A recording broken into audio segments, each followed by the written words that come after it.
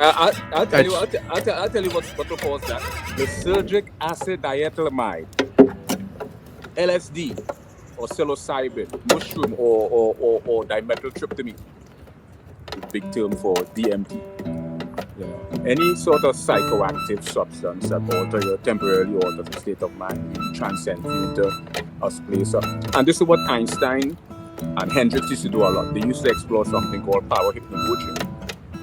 Power hypnagogia have two areas. You have hypnopompic and hypnagogic hallucination. Hypnopompic hallucination occurs on the onset of sleep. Hypnagogic occurs on the offset. And what Einstein would do is he would doze off with an object in his hands.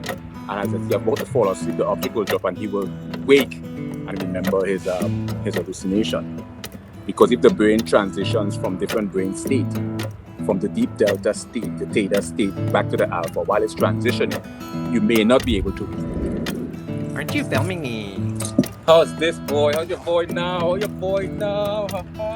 I really like it. I like the texture. I like how it's not ironed. It's not supposed to be ironed. Significance. What are we? Are they complicated? Do they get in your way, etc., etc.? Well, it depends on what